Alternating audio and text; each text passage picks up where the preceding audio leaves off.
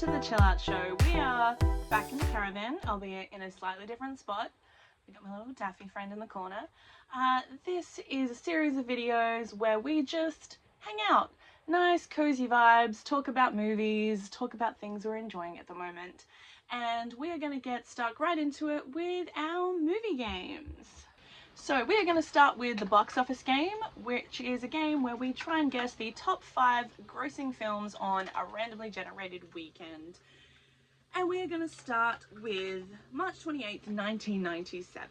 Now, I always say it's good when it's a weekend when I was alive, so tick. And this is an era I feel like I should know. I am 9 years old at this time.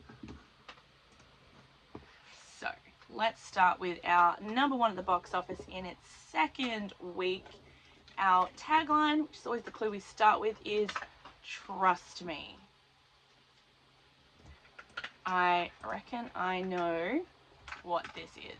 Now, often, you know, when we're talking the mid-90s, we're talking kings of the box office, we're talking Jim Carrey and Will Smith. I have a feeling this is Liar Liar. Yes, it is. One of perhaps what people might regard as a lesser Jim Carrey film. I am very fond of it. I rented it a lot. I'm pretty sure I eventually taped it on VHS. I have a lot of fondness for this movie, even though it's ridiculous. So starting off strong. It was a huge hit. Number 2 at the box office, we have a movie in its first week of release with a huge tagline. They come from different worlds, they fight for different causes. Now, 2 men from opposite sides of the law are about to go to war. I am pretty sure this is a movie I have not seen. I was thinking this is a Ford joint. Oh, I know what, I should have gone with I had a feeling, pretty sure this is no, not The Fugitive. Oh God, what is it? The Devil's Own? Is that what it is?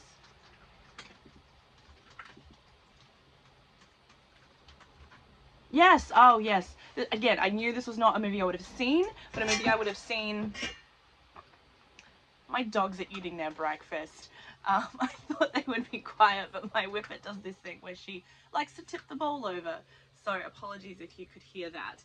I knew this was going to be a movie that I had not seen, but had seen the ads of a lot on TV. And this is the movie where Brad Pitt plays an Irish guy in the IRA. I don't think, no, it was not a hit. People didn't like it. Still, we are 2 for 2. Alright, number 3 at the box office, movie in its second week, discover the true story of one of America's brightest stars that faded too soon. So it's a biopic. Oh, is this the Selena movie? Yes. A genuinely tragic story that I only learned about a few years ago. Yeah, a Mexican-American singer who was murdered by the president of her fan club. Super, super tragic. And yeah, I knew Jennifer Lopez had been in a biopic about her. Alright. Number 4 at the box office. In its 723rd... Okay. Return to a Galaxy Far, Far Away re-release. Now... But which... Is the word return giving me a false hint? Is it just the first one, or is it one of the sequels? Oh no, they've just listed it as Star Wars. Fuck! Because it says Return, I'm gonna guess it's Return of the Jedi. Yeah, okay. Damn it, I should have gone with that instinct. Damn it. Yeah, the re-releases that they did, of course, prior to the sequel, or the prequel series coming out, I should say. Alright, number 5 at the box office. The big city's about to get a little savage. Oh, I reckon I know what this is. This is Jungle to Jungle? Yes, it is. The terrible run of Tim Allen family comedies where his son has been raised by a tribe and then comes to the city, and yeah. Like that poster. Who, even in 1997, who thought this poster was a good idea? When you could just sell a movie with just Tim Allen on the poster. Like, you didn't need anything else. Like, the Santa Claus poster is just Tim Allen in that suit. That used to be all you needed. Bananas. Well, look, we got 5 from 5 without really breaking a sweat. Odd box office? It's March, so yeah. Weird time. But I kind of just smashed that. Woo. Now, we're not doing Cinematrix today because I admit I had a sneak peek at it and I knew I was going to fail at it. When there's actors in there that I know I can barely... sometimes you just got to cut your losses. But we will check in on our fantasy box office game because at the moment we are crushing it, and I'm going to hold on to that because it's not going to last very long. But we have cracked $1 billion, my little fantasy studio, despite a few losses. My biggest one this year so far has been Ballerina. I know that was a big swing. I felt like that could have done well. It did not, but of course with the combination of Jurassic World Rebirth and Lilo and Stitch on my ticket, we are smooth sailing, have hit $1 billion. And also I had How to Train Your Dragon as well. 28 years later, did get in the black. I'm $32,000 up on that one. But yeah, we're doing good, and my partner is sitting at $355 million. Fantastic Four's only just come out, but is not looking good. I feel embarrassed I didn't have enough faith in Superman, which I saw in the last couple of weeks and adored. I might do a full review in another video. My bomb pick for her, though, that I was sure was going to lose her money, was F1, and it's in the black, so, you know, you're welcome. But see, because she's now losing, she'll get first pick of our final round, and she's going to pick up Wicked, and she's already got Avatar. So she's going to take me out in the final few months, but I'm going to enjoy my position as we go.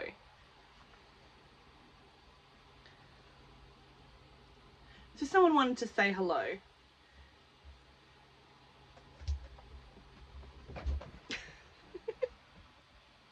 And he's gone.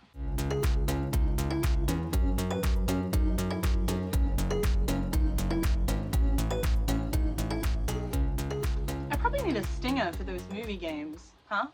Anyway, we are now talking about physical media and gonna dive into something I have hinted at for a little while. I have mentioned my love of physical media, I've shared my thrift shop hauls, but I've been keeping one part of that a little bit separate because it's a whole thing. And we are now gonna get into that whole thing. So we are gonna talk about my quest to find every significant Disney release on physical media. Basically collecting Disney films on DVD and or Blu-ray, depending on what I can find. So I am already a big physical media person. I want most of my favorite films and TV shows on physical media for a bunch of reasons. I like the aesthetic of it. I like being surrounded by things that I love. I like them just as objects in my house. I also like to own things that I like, and I think a few people are cottoning on to this, and it's the fact that with the subscription model, yeah, we might have access to all these things, but we don't actually own them. And I think that kind of sucks. I want to own the things that I own and not have the threat of them just being taken away. If I want to watch something, I can watch it because I've spent money and owned it. So I've always had a big physical media collection, whether that is physical CDs, DVDs, etc. Even when I was younger, I had a huge VHS collection. So the particular Disney-ness of this all came about because a few years ago, Disney announced the fact that they would no longer be producing physical releases of their films in Australia, where I live. And I saw this news when it came out, and I thought it was stupid, and it annoyed me, but it didn't really click for me until last year. Last year I was in JB Hi-Fi, which is, you can probably figure out what, you know, like a Best Buy, I think, kind of place, one of the, if not the only store in Australia left that sells new DVDs. So I spent a lot of time there in my 20s. And I was there looking at physical releases, and I overheard a conversation between the sales rep and a customer. And I wish I heard what the customer actually asked for, but the customer clearly asked for a Disney film, and the sales rep had to tell her about this. I think it was a new release. My guess is going to be something like Inside Out 2. Something that she was trying to buy for her kids or her grandkids. And the sales rep had to say, actually, that's never coming out on DVD. Disney are not making those in Australia anymore. Their final release, physical release, was going to be Guardians of the Galaxy Volume 3. And they had this whole conversation that I was eavesdropping on, where the sales rep was trying to explain it to this person, saying, yeah, like, you know, a lot of people want these films for their kids, and they, in order to ever watch them again, they need the streaming service. You cannot just own a physical copy of it. And I think it's very interesting in this day and age when we're having a lot of debates about children having access to the internet. We used to not have this problem because of that, you know, they could just put in a film. Anyway, that's kind of a bit of a digression. But I was listening to this conversation and just really realizing how much I thought this decision was a bad one. And it made me kind of sad. And I am a big Disney fan. I grew up in the Disney Renaissance, like one of the golden ages of Disney animated films. And suddenly just had this thought of, I wanted to try and amass a collection and get all of these releases before they would no longer exist. And I already knew that plenty of places sell DVDs and Blu-rays for very cheap because people are getting rid of them. Most people are not doing what I'm doing. Most people are getting rid of their physical media, which is fine, more for me. So, not one to stray away from a task or do it half-heartedly, I set about organizing myself. Now, I could have just bought them new, but one, that would get expensive real fast. And two, I wanted kind of the thrill of the hunt. And at this point, I've avoided even eBay or anything like that. That is a backup for some titles that are going to be hard to find. I think I will need to resort to that eventually. But basically, the first thing that I did was I created this database. So I made an Excel spreadsheet with particular categories of it, because of course when we're talking about Disney, we're not just talking about Disney, because Disney now owns so much of stuff. We are talking about Marvel, we are talking about Pixar, we are talking about the Muppets, we are talking about Star Wars. And so I made a list under each of those categories of the films that I wanted to find. With Disney animation, I was relatively comprehensive, looking at any Disney full-length feature film released. I have been flexible on that as we go, as we will see. Disney live action, I was much more selective in the list that I collected, and again, as I've seen things along the way, I've gone, oh well, I may as well get that. But I knew I didn't want absolutely every Disney live action film they have ever released. I wanted to be a little bit selective because that would just be out of control. Pixar, obviously every Pixar feature film released, same with Marvel, Star Wars, and the Muppets. And like any collection, when you start, you find big holes, first of all, because you have so many to get. So over the next few months, I would regularly stop in at op shops. I was lucky enough that I had a number that were on my way home from work, so I would stop into 1, 2, or 4 or 5 and just see what they had. And eventually, this collection was growing pretty damn fast. So this is what I was starting with. I wasn't starting completely from scratch, but the collection was pretty small. And largely this is because Disney has always been notoriously stingy with their releases. They never just released everything all at once. They kept things in the vault. They've been doing this since their VHS releases. But this was my collection. Generally speaking, a lot of my favorites or things that I picked up, a lot of these were new, like pre-thrift shop days. My Pixar collection is honestly a little bit sad, as is the live action and Muppets collection. Muppets are actually notoriously hard to find, I have discovered. And I had no Marvel. The collection that I had built up, I tragically lost a few years ago. And I had no Star Wars. So this is where we were starting from. But within a few weeks, it had already grown. It did not take long because, of course, as I said, you're looking for hundreds of films. initially you're gonna find at least a few of them. So stuff grew pretty quickly, particularly when it came to the Marvel, because I was starting completely from scratch. And it's been interesting to know which ones have been very easy to find and which ones were not. So again, picked up a few more live action ones. The Narnia films have been an interesting bugbear because they were Disney and then they weren't, and so some of them have been easy. You can actually see the copy of Lion Witch in the wardrobe that I have there is actually not a completely legitimate copy. I did replace this eventually. I've learned for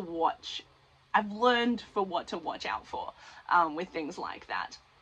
My Star Wars collection grew pretty quickly, although in various forms. I probably want the original trilogy on 3 separate cases eventually, but hey, it was a start. So what I also learned very quickly was that there are some editions that I like and some that I would rather not find. I have rarely left something behind if it's something that I'm missing because of the case, but if I see a case like this, I am happy. We have a 2-disc special edition of Peter Pan. The artwork on the front is beautiful, and then when you look at it on the back, it has an example of all the things that we have lost. There used to be games and things on this, and all the making ofs and all of these wonderful extra bonus features. And then I accidentally gave you a little bit of sneak peek on the kind of case I don't like to find. This is one of the newer kind of releases that have all been designed, and I do appreciate this, to look identical, to have the same, kind of look to them. They just have the one character on the front, but they're very basic. I do not like finding this series, I will admit. And some of these, when I've then found a better edition, I have replaced it. I'm not gonna lie. So I'm already getting my preferences. This was the first really big haul that I found. This was from a Salvo's near my house that was actually about to close for renovations, and so they were trying to get rid of as much stock as possible, and they had a whole table of DVDs, most of which were family films, all for $1 each. Which brings us to the issue of cost, like how much am I willing to spend? Generally speaking, thrift stores will sell DVDs for between $1 and $3, and that is pretty much what I'm spending on each one. Sometimes they go up to $5, and I will usually, at this point, now that I'm in the pointy end and I've only got a few to find, I will spend what it costs. But I like to be in the the $2 to $3 era. Blu-rays will set me back about $5, and that's alright by me. But this was my first really big haul, and also an example of things that weren't initially on my list that I said that I ended up going, oh, I'll take that. Like the Mickey's Once Upon a Christmas. I just saw that and went, it's $1, I might as well take it. Next. This was another really good haul. Picking up the Great Muppet Caper was a big boon. You can see those the copies of Alice in Wonderland, Lady and the Tramp, 101 Dalmatians, all 2-disc sets or special editions. Beautiful. Picked up the Rise of Skywalker, and I suddenly had the thought in my head, I know what's going to be the last and hardest one to find, and that's going to be The Last Jedi, because it's my favorite one. And no, I'm not interested in talking about that or debating that. I'm good. But we're getting there. This was another little collection I picked up at a Salvo's near my work, or my old work, where I discovered that they do like to charge a little bit more. This copy of Bambi did set me back $5, which I ummed and ahed about, but it is a really nice edition of Bambi. And Old Yeller was another example of something that wasn't on my original list. I didn't have a lot of the really old live actions, but when I've seen them, I have picked them up and then, done that thing where I've added to the list and then crossed them off. But, once again, we are slowly getting there with my stash. Here's a copy of Sleeping Beauty that I found early on. You might recognize that it has that same logo, this DTS logo that the Narnia copy I had earlier. I haven't been able to work out if these are bootlegs or just some off-brand. I don't really know what the deal is. They don't seem legitimate. So I was happy to find this and then went, oh, I don't think this is completely not dodgy. And then I went somewhere else and found a not dodgy copy, but that unfortunately was also this boring series one. So, you know, you do what you can. This James and the Giant Peach copy is really worse for wear. If I see a nicer one in the future, I will probably pick it up. But, you know, you never know. And again, if you've been clocking it, I haven't put a lot of these straight-to-DVD sequels on my list, only from Aladdin and Lion King, because they're pretty good. At this point, I had found Lion King 2 and The Lion King 3, but not the original Lion King. So that was an interesting feature of my collection so far. This is what it had grown to by this point. It had been about 2 weeks. It did not take me long. I was already starting to think I'm going to run out of shelf space. And yes, the beads on the top shelf did eventually have to be sacrificed. So my Pixar collection now looked like this, much less embarrassing, even though we do have 2 Cars films in the mix. We then head down, we've got a lot more live action films. The Muppets collection is slowly growing, if not slow. Obviously I have less in that list to collect. I don't actually know if there's too many more I have found there.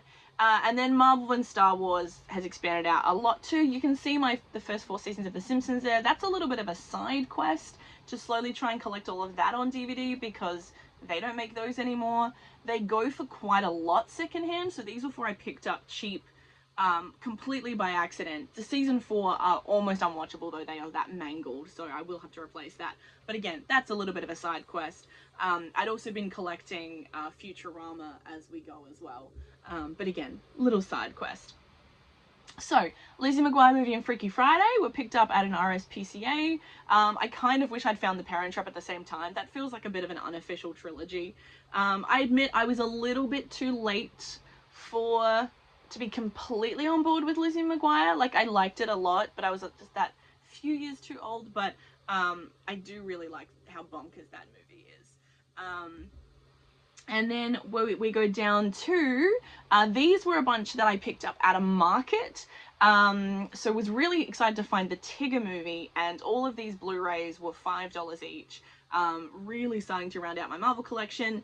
I was really excited to find this copy of The Lion King. It was beautiful, had this beautiful big case, all of these features, but I was looking at it and I was like, I've never seen this kind of copy before. And it was in fact region 1, so I can't play it. At the moment, I really have full intentions to get a region-free DVD player at some point. I have tried to rig my current system and haven't quite nailed that yet. So I can play this, but I was like, this is nice to have, but unplayable at this moment. Now this is the kind of haul where it doesn't exactly get me super excited. And like Saludos Amigos is again one that was not on my original list, but I saw it and went, no, I'll grab that. An extremely goofy movie, and Finding Dory, 2 like disappointing sequels. Like, I find a haul like that and I'm like, cool, I can cross stuff off my list, but I'm not getting too jazzed about that. Now here's another pretty amazing haul that I got. So you can see Marvel's ticking off, and a lot of Blu-rays in this collection as well. A lot of the Marvels that I found are Blu-rays, which is so fascinating to me, because when they come out first, they used to be very expensive, and so someone had, you know, these huge Blu-ray Marvel collections, and unless they're getting rid of them because they've upgraded them all to 4K, they've abandoned them pretty damn fast. Hence why often newer releases are harder to find, because you have to find someone who's bought a DVD or a Blu-ray within the last year and is already like, no, don't need this anymore, I'm giving it away. Pollyanna there is another example of one that wasn't on my original list, but I was like, hey. And then Oliver and Company is from that kind of era in the 80s where Disney Animation was actually struggling quite a bit, before they figured things out with Little Mermaid, and those have been quite hard to find as well. Ralph Breaks the Internet was fun to find because, again, it's a newer release and I just wasn't sure if I was going to find it. Another little fun one, The Rescuers, was good to find as well. That is also in that kind of era, post the Renaissance, where I wasn't sure how easy they were going to be to find. You'll notice these hauls are generally getting smaller, and that's because not only is the list I have to find getting much smaller, but also I'm starting to realize which ones are rare, or not necessarily rare, but harder to find, the ones that people are holding on to. And so Tron was a really good find because I have not seen that since anywhere. Same with Moana, I think because it's a newer release and quite beloved. And here's another Mickey's kind of Christmas special that I went, well, I guess I just need to build up a collection of these now. I do like a good little Christmas movie. So, moving on, this was from a big day that I set out. I went way out north. I was meant to run an event that got cancelled at the last minute, so I had this whole Saturday free where I was actually meant to be at work. And so I went, you know what, I'm gonna go for a big drive and I'm gonna visit this like quite infamous stretch of op shops on the other side of town. Hull is smaller than you would think, considering how many places I visited. But we're getting into the pointy end now where things are harder to find. I was thrilled to finally find a legitimate copy of The Lion King and Frozen 2, which is a pretty new release. You notice we have the Mighty Ducks there, which has come under two names. It was originally released in Australia, at least, as The Champions. Have we ended up with 2 copies of that? Maybe. In each edition. The Three Musketeers and Miracle are also ones that were not on my original list. But when you see them, you go, you know what? Why not? So, now. This... My instinct is to call it a monstrosity. This item is, in my opinion, one of the most hilarious things that I own. So let's talk about Narnia for a moment. So the Narnia films, in my opinion, are not amazing. They're fine. They do a lot of things really well. I am a big fan of the books, or most of the books, and also because of the particular era that I grew up in, of the BBC miniseries. That is clunky, and the special effects in that often have not held up. Some of them really have, though. The Aslan puppet is pretty amazing. But, so when these films came out, I had that little nostalgia protectiveness of them, and knew what they were going to do because they were being made by Disney, that they were going to be adding a lot of stuff that wasn't needed. So I thought The Lion, the Witch and the Wardrobe was okay. I thought Prince Caspian was actually pretty good because that's a pretty dull book and they did an alright job with it. But by this point, Disney, I believe the rights sold to Fox, I want to say. I would look this up, but I don't care enough. But basically the upshot is that when I was on the hunt for all of these DVDs, I was coming across The Lion, the Witch and the Wardrobe a lot. It did not take me long to replace the kind of dodgy version that I initially found. I was coming across Prince Caspian a reasonable amount, found that pretty quickly. The Voyage of the Dawn Treader, which is the third and final one that Disney made, was nowhere to be found. I could not find it anywhere. And I was a bit torn by this because I do not like that film. I think Will Poulter is wonderfully cast.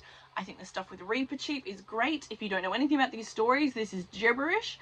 But I saw this with my grandma, and my grandma and I are both huge fans of the Narnia books, and we both love The Voyage of the Dawn Treader. It's probably my favourite book in that series, and we really felt like they had butchered it. But of course, I'm a completist. I needed this in my collection.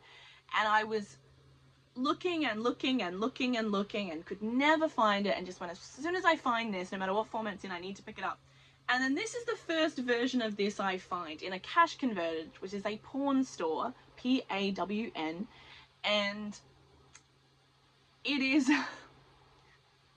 not only is it Blu-ray, although there is a DVD disc in here too, it is a 3D version of this, a 3D Blu-ray, with this god-awful cover. This cover design is just awful. Like, once I realized that the ship was in Aslan's eye, I was like, okay, but this is a film about a boat journey. Have the boat be the main feature of your poster, guys. And then Reepicheep's just sitting there And when I realized I had to buy this, I had to buy the Voyage of the Dawn Treader in 3D, I just had to find that very funny. That this is now sitting in my collection. Of course, within a few weeks, I found a perfectly normal, just DVD copy of the Voyage of the Dawn Treader, and I have, every time I've seen it since then, when it hasn't been a lot, it's not like I suddenly saw them everywhere. I've seen it maybe twice in the month since then. I have almost rebought it, but then went, well, I can never get rid of this copy because it's so funny. And then I'd have two. And I can't have two copies of the Voyage of the Dawn Treader. But anyway, pawn stores are, particularly cash converters is where I go. They're a bit of a mixed bag when it comes to this stuff. Is sometimes they will really have a lot of really good stuff. They do overcharge, and also, as you will see, I wonder if I've got a picture. Yes, in my next picture, I thought I'd have this. You can see the stickers that they put on their videos. For a start, they're charging $5. I mean, these are Blu-rays, so, you know, whatever. They are impossible to get off. It is unbelievably annoying. Most thrift stores don't put stickers on them at all, because they just say all DVDs $2 or whatever. I hate these stickers with a passion. But this collection was good to find, particularly as you can see some newer Marvels in there, Black Widow and Captain Marvel, and then a few more of these kind of like 80s, early 90s non-musical Disney animated Basil the Great Master Detective and Rescuers Down Under. Was surprised it took me a few months to find Emperor's New Groove. I personally really love that movie, and I feel like that's got a lot of affection for it. But anyway, we are getting there. This was another haul that I was really happy with. I went out to a small town. I had to go there to pick up something for work, and so of course was like, what thrift stores are in the area?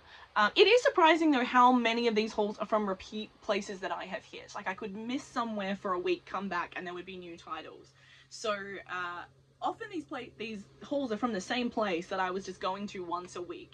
But whenever I'm in a new area, I'm gonna hit up the thrift stores. So hit a bunch up in this area, and this was when I really started to think about how this looked to an outsider, because when I saw Tomorrowland, a notorious flop and not very well liked movie, though I will admit I like it, I saw Tomorrowland on a shelf at like a Salvo's, and I gasped and grabbed it. I thought, what must that look like to people? But I was very happy with this haul. National Treasure was, again, one of those ones where I have not seen those films, I admit, and I did not know if I wanted it, and I saw that very nice edition and went, yep, you know what, gotta grab it. Then could not find the first one for the life of me, for anywhere. This was one that I had mixed feelings on. Swiss Family Robinson was another old one where I went, yep, sure, grab that. This Wally case is awful. It's really thin and cardboard and flimsy, and I can see what they were trying to do with the aesthetic of it, but of course I've yet to find just a standard copy of Wally, so this is what I am stuck with for now. Finally found The Last Jedi on Blu-ray, which does pretty much complete my Star Wars collection. Did I get Solo? No, but I also didn't find it. If I see it, I'll probably get it at this point, but I've got the three trilogies and Rogue One. Do I need any others? Who's to say? We're really getting into some obscure territory here, aren't we? Again, this Treasure Planet case was a little bit dodgy. Found Muppets Most Wanted though, and we're just into the Muppet movies that I don't know if I will ever find, but we will see. This collection was interesting because it was from a Salvo's who had a whole bunch of brand new DVDs. And I bought a bunch that were non-Disney ones from this collection as well, because the woman was telling me, yeah, Woolworths, one of our major supermarkets here, has just stopped selling DVDs and they've just given them to us to sell. And so that's where I got No Way Home and this Doctor Strange 2-movie collection. Now granted, I had the first one already, but I genuinely don't know if I will find the second one on its own because it's so new. So I was very happy to pick that up for very cheap. Brand new, still in their sealed containers. Now here's an example, one of my dog's toy, but two, when sometimes I will buy a second copy of something. So I already had Atlantis. It was actually one of the first ones I found, but it was in, you know, that numbered collection with the very boring cover, and then I saw it with this cover. Look at this thing, it's so pretty. Am I gonna rebuy everything? No. But when I see something like this, it's very hard for me to leave it behind. So, have I got 2 copies of Atlantis the Lost Empire now? Yes, I do. This is one I forgot to take a picture of, but that I just saw and didn't know existed. I do really want copies of the Pixar shorts on DVD. I know they did release those, but I didn't know that there was just other Disney shorts. So I picked that one up. Here was, you're going to start seeing a lot of just single or just a couple of things in my collection. Because this was one that I wasn't sure if I would ever find. Basically at this point, it's been a few months and I'm walking away from thrift stores more and more without anything in my hands. And I'm starting to realize which ones are going to be the most elusive and what are going to be our white whales and what I maybe am going to have to resort to eBay for. And this was one of them, but I found it. And I think this is, you know, one of those forgotten ones as well, almost a movie that doesn't exist. We've got the third Mighty Ducks film, Stone Cold classic, of course, where the whole franchise kind of starts falling apart, but whatever. And then we've got this real mixed bag of a collection. We want to talk terrible covers. Look at this atrocity. Look what they've done to my boy. But it had Muppets from Space on it, and I like The Adventures of Elmo and Grouchland. It's not a Disney film. It's a weird combination, to be honest, but at this point I knew that Muppets from Space and the final other, Muppets Take Manhattan is the other Muppet film I have to find at this point, and Muppet Treasure Island. Those are the 3 that I had to go, and just was not seeing them anywhere. So I went, well, I have to pick it up because this might be the only one I ever find. And I'm happy to have The Adventures of Elmo and Grouchland, a movie I saw by myself in the cinema at like age 12. But God, this is ugly.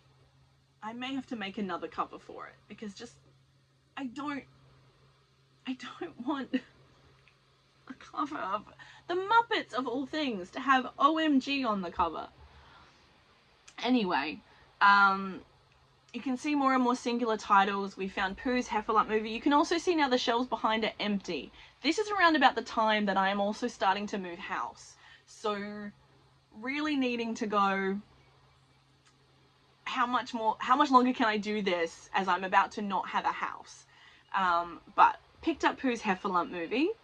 And this was the state of things right before I packed up this collection.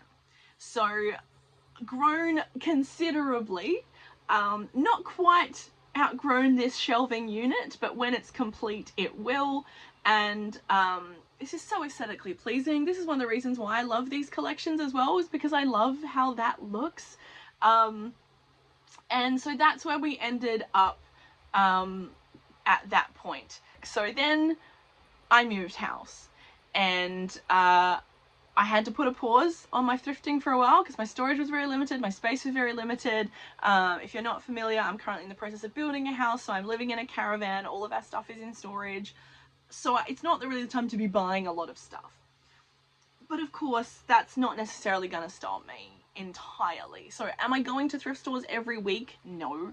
Am I going every now and then? Of course. So a little while ago, I went to a salvage store that's nearby, and was thrilled with what I found. So for a start, we have Inspector Gadget, this very misguided adaptation that I saw in the cinema and genuinely loved. I haven't seen it since then, doubt it holds up.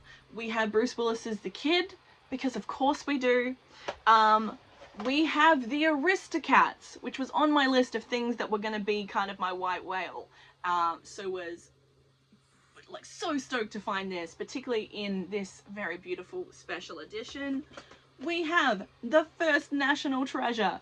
After I picked up the second one, I went, oh, this the first one. It's not going to be hard to find. I could not find it anywhere. So I was very happy to finally find this, and a better copy of Muppets from Space. So look how much nicer this is. It's so much better. I don't know what I'm going to do with the other one. It still has Elmo's Adventures in Grouchland on it. But that was definitely a good thing, in my opinion. We then have Tron Legacy, not a film I've seen, but this is still sealed.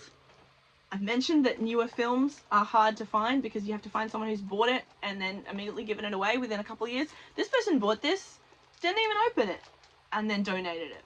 So, $2. And then, of course, we have the first of the Aladdin straight-to-DVD sequels. King of Thieves, I think, is the other one. So this is the one where Robin Williams did not come back because of issues with Disney, but then he returned for King of Thieves. So very happy to have that. And then finally, 2 relatively new releases. Onward, a movie that came out only, like, not in cinemas, just on streaming during the pandemic, on Blu-ray. I quite liked this film, honestly. It was fun. It was fun. So, can't believe I found that. And then Luca, a really underrated Pixar release that I feel like people slept on. I love this movie. This movie is adorable.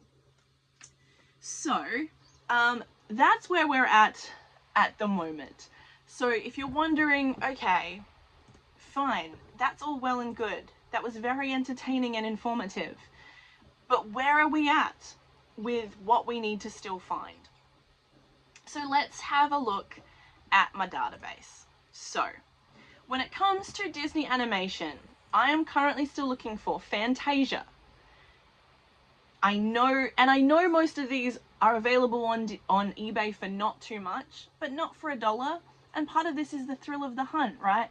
So, I'm still looking for Fantasia, a Goofy movie, Aladdin and the King of Thieves, Winnie the Pooh, the release from 2012, Frankenweenie, which I admit I did find at a thrift store in Melbourne when I went for Hadestown. They were trying to sell it for $10, and I just could not quite do that. And then these are recent releases that I'm even not 100% confirmed even got a physical release, but Raya and the Last Dragon, Encanto, Strange World, and Wish, I'm not holding my breath on those. Again, you had to have bought them very recently and then donated them.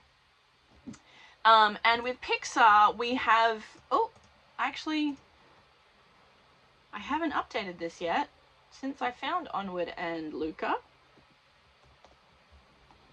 So otherwise it was pretty much all of the most recent releases. I'm pretty sure Elemental has not gotten a physical release, but Cars 3, guess I'm trying to find that. Coco, Incredibles 2, Toy Story 4, Soul, Turning Red, and I don't think Elemental I'll be able to get. So those are the Pixars I have, plus the Pixar shorts if I can find them. Disney live action, I'm pretty sure almost everything on this list I will not be able to find. Some of them didn't even get Australian releases, or they are very old and very rare. So, Popeye, for example, Honey, I Shrunk the Kids, White Fang, Newsies, which I love, Homeward Bound, The Mighty Ducks 2, I should be able to find that, Homeward Bound 2, Tuck Everlasting, and that is it. So, interestingly, with the live action, it's more the older films that I need to find. As for Marvel, though, again, it's those newer titles. I need people to have donated these who bought them in the last 2 years. Thor, Love and Thunder, Black Panther, Wakanda Forever, Ant-Man and the Wasp, Quantumania, and the very last physical release that Disney will ever release in Australia, Guardians of the Galaxy Volume 3. And the final 2 Muppets movies that I have to find are The Muppets Take Manhattan and Muppet Treasure Island. So as I said before, I know several of these are available on eBay if I need to go down that route, but again, we have the thrill of the hunt and also the thrill of finding these things for $1.